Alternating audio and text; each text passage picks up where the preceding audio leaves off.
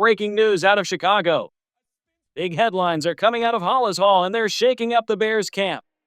New faces, surprising updates, and a key injury that could change the start of the season. What's really going on inside the Bears locker room? Stick around, you're not going to want to miss this. But before we dive into the latest Bears updates, make sure to subscribe to the channel, hit that like button, and turn on the bell icon so you never miss a single update. We're bringing you all the latest straight from Chicago, and it's about to get serious. Let's get into it. The wait is over. Chicago Bears football is officially back. Veterans reported to Hollis Hall on July 22, 2025, and the energy is already electric. We heard directly from GM Ryan Poles, Grady Jarrett, and rookie quarterback Caleb Williams, and yes, there's already major news coming out of camp. From exciting player arrivals to critical injury updates, the Bears' offseason has taken yet another dramatic turn. The 2025 season is off to a wild start. Let's begin with the most concerning headline. Star cornerback Jaylon Johnson is dealing with a leg injury that was sustained outside of team activities. That means he's been placed on the non-football injury NFI list. While details remain limited, the early word is that he's expected to miss a few weeks. It's not ideal. Johnson is more than just a starter. He's a pro bowler, an all-pro talent, and a locker room captain. Losing him even briefly is a big hit to the Bears' defense. He might miss the entire preseason, but the hope is that he's back by week 1, ready to lock down opposing receivers. Even if he's not on the field right away, Jaylon can still lead from the sidelines, mentoring the younger players and keeping the energy high at camp. But it's not all bad news. The Bears did get a boost on the offensive line. Braxton Jones and Colton Loveland have both been cleared for full participation in training camp. According to Ryan Poles, having them back and healthy is a major win, not just for the starting lineup, but also for the team's overall depth and protection plans. And yes, Case Keenum is officially suited up and ready in Chicago. A true veteran presence, Keenum brings leadership, experience, and the kind of locker room energy that teams crave heading into a new season. The return of Colton Loveland to full health is already making a huge impact, especially on the left side of the offensive line. Why? Because now it's not just Braxton Jones holding that spot without question.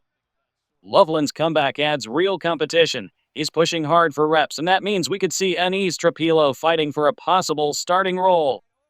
Even Karen Magaji, a name recently brought up by offensive coordinator Ben Johnson, might be in the mix. Competition like this is exactly what the Bears need to sharpen their lineup and keep the pressure high during camp. And there's more good news.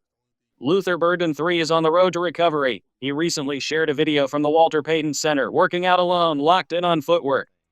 The soft tissue issue that slowed him down doesn't seem like it's bothering him anymore. He's expected to be ready for camp, and that's a big relief for Bears fans.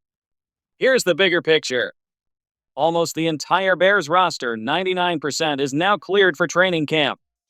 That's what you want to hear heading into one of the most important off-seasons in team history. But Ryan Poles didn't stop there. In another bold move, the Bears have signed 2 new players to heat up the competition even more. Edge rusher Tanoh Kpassagnon, cornerback Trey Flowers. Both bring experience, both bring intensity, and both are ready to fight for a spot on this roster. To make room, the Bears released defensive back Ellis Cook and rookie defensive lineman Jeremy Robinson.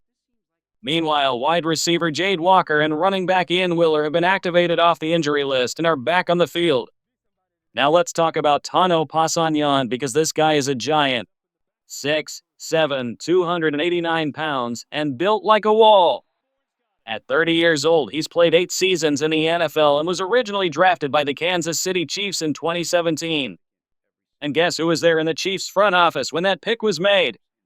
Ryan Poles. Kpassagnon also had strong years with Dennis Allen and the New Orleans Saints, including a standout season in 2019 where he filled the stat sheet with sacks, forced fumbles, and big hits. Just last year in 2023, he suited up for all 17 games, delivering 3.5 sacks and 9 quarterback hits. Not bad for a veteran. Now he's bringing that size, strength, and NFL experience to Chicago. And with a young, still developing edge rush group, Kpassagnon's arrival might be just what the Bears needed. The defensive line just got a lot stronger and a lot more serious. The Bears' defense just got another serious boost, and it's not just about size and stats. It's about scheme, fit, and instant impact. When Chicago signed Kpassagnon, it wasn't just a random veteran pickup. This move made sense on multiple levels. Not only does GM Ryan Poles know him well from their days in Kansas City, but head coach Ben Johnson also saw how valuable he was under Dennis Allen's system, a system very similar to what the Bears are running now. That familiarity, it means Kpassagnon doesn't need time to adjust. He's walking in ready to contribute, ready to lead. Even veteran Grady Jarrett, who faced him during his time with the Falcons, spoke highly of his game. That tells you everything you need to know. This isn't just a depth signing. This is a player with power, presence, and purpose. But the Bears weren't done. They also added Trey Flowers, a versatile defensive back who brings both size and flexibility to the secondary. At 6'3", 200 pounds, he's a rare blend of cornerback and safety, a hybrid defender who can shift across positions depending on the situation. Flowers has already spent 7 seasons in the NFL with experience in both Seattle and Jacksonville. And while he may not be a household name, his value comes in what he adds to the depth chart. Right now, the Bears' safety group includes Kevin Byard, the experienced vet; Jaquan Brisker, the hard-hitting enforcer but injury-prone; Jonathan Owens, who's entering the final year of his deal. Adding Flowers strengthens the unit. He's here to compete for that final roster spot, and with his size and experience, don't be surprised if he earns it. And speaking of expectations, head coach Ben Johnson is not playing around. In his recent press conference, he made it very clear what he wants from this team. And from Caleb Williams. His exact words: "There's nothing being hidden. I expect Caleb to finish the season with a 70% completion percentage. The governor's off. That's a massive target for any quarterback, let alone a rookie. But Johnson isn't backing down. He's handing the keys to Williams and telling him to go full throttle. And that confidence, it's contagious." Johnson also made it clear every job is up for grabs, including the left tackle spot. Even though he's excited about having Braxton Jones back, he's not handing him anything. There's no automatic starter mindset here. Every player has to earn it. The message from this new-look Bears team is loud and clear. No favorites, no limits, just competition and accountability. And honestly, that's exactly the kind of energy Chicago has been missing.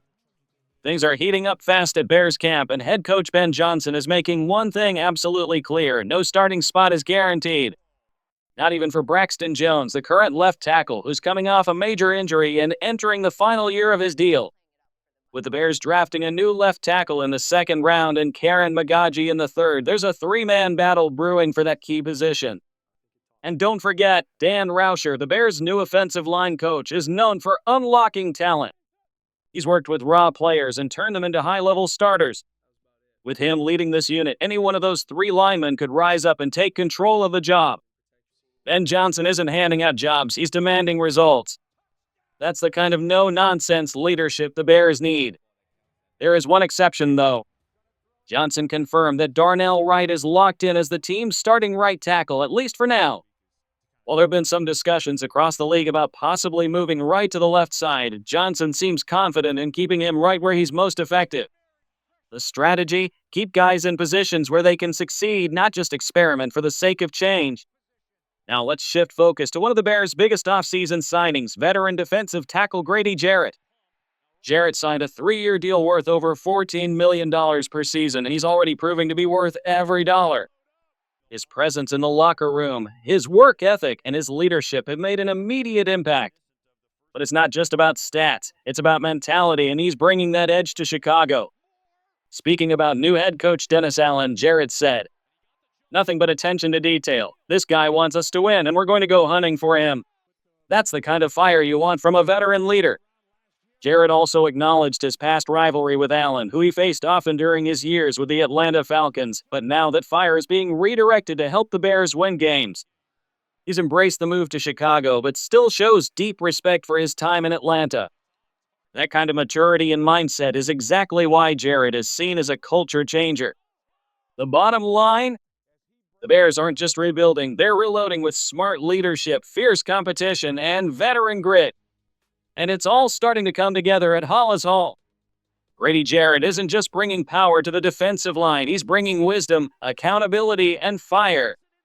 While he still holds respect for the team that launched his NFL journey, he's now locked in on a brand new mission in Chicago, ready to build something special alongside head coach Dennis Allen. Grady knows what Allen's system demands. He's studied it. He's battled against it. Now he's stepping inside of it, and he's excited to dominate in it. But one of the most powerful moments from his recent media appearance, it wasn't just about X's and O's. It was about leadership and setting the tone for this entire team. Talking about Caleb Williams, Grady said, "We're going to challenge him, talk smack, make it tough. But it's all love. We're building something great together." That's the mindset this team needs. They're not here to protect the rookie. They're here to sharpen him every day. Grady and the defensive unit want Caleb to face the toughest battles in practice, so when the regular season hits, nothing feels too big. The idea is simple. If you survive this defense, you can beat any defense. That approach is already paying off. The energy inside Hollis Hall feels different, more competitive, more focused, and more united. And when it came time for Caleb Williams to speak to the media, he didn't shy away from the moment. In fact, he embraced it. The rookie QB set his own bar high, saying, "I've got personal goals to be the first 4,000-yard passer in Bears history, to hit 70% completion, to finish drives, and above all, to win football games." That's not just talk, that's a quarterback stepping into leadership on day one. He also spoke about his growing relationship with Ben Johnson, calling it awesome. He gets me, and I truly appreciate that. This kind of chemistry between a young quarterback and a first-year head coach can shape the future of a franchise. And so far, the connection between Caleb and Coach Johnson looks like the real deal. Even with the Jaylon Johnson injury news earlier in the week, the overall vibe in camp is positive, focused, and ready to explode. This team has been working. This team has been building. And the pieces finally are starting to click.